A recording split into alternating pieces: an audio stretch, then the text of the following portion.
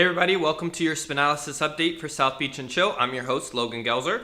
We're going to talk about 3 topics today. We'll look at Miami Hurricanes football and how they did against Savannah State, David Beckham, and the new Miami soccer team. And then we'll finish off with take a look at the Dolphins and the NFL preview.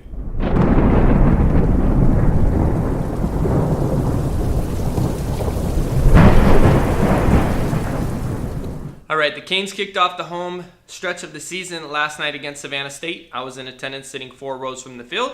So what did we see?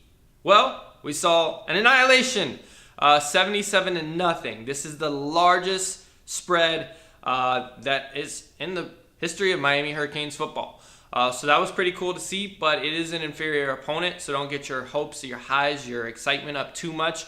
Analyzing what we saw from the game, particularly I think on the quarterbacks, that's the most trending topic going on right now because Malik Rozier did have a poor performance against LSU last week in Dallas, which led to the loss.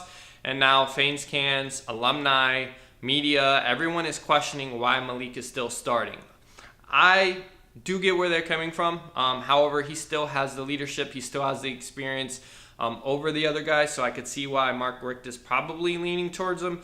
The next few games will be a real test because if he does struggle against inferior opponents, my inkling would be that, might as well go with one of these younger guns that are going to be around here for another couple years and really get through those growing pains. It's almost like having a first-round quarterback in the NFL, right?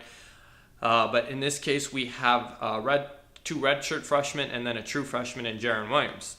So they did get into the action last night. They actually did really well. Nikoski led for 3 touchdown drives. He probably got a majority of the time after Malik came out at about the midway of the second quarter.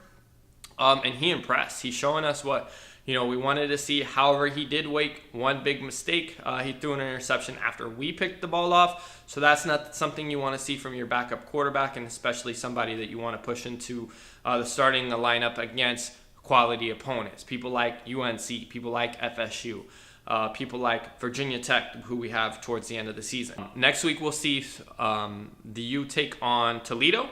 They will be playing in Toledo. It will be on ESPN2 at 12 o'clock, so I will be watching. Unfortunately, I won't be in the stands for that one, but we'll keep an eye and see how this season progresses, especially coming off the loss with the first year. Alrighty, so we have a new MLS team coming to Miami, courtesy of David Beckham. The long journey has finally seen its way to a progress. So much so that he went ahead and announced a new name as well as his logo. So what is the new name? Inter Miami CF. MLS did go ahead and improve the name. As they said, there are many other crazy names in the MLS. So for now, that will go ahead and stick. All right, so being that this is South Beach and Chill, we'll go ahead and take a look at the Dolphins as a preview. The Dolphins, they have Tannehill back. No more Jay Cutler, so we should see an improvement in their offense. This is also, I believe, Adam Gase's 3rd year with the Dolphins. They did sign the legend, the Miami legend, Mr. U himself, Frank Gore, in the offseason, so I'm excited to see how he does for the Dolphins. It's a great story to see him come back to Miami, where he started his amateur career as a, Miami Hurricane to finishing off his legendary Hall of Fame NFL career by playing for the Dolphins.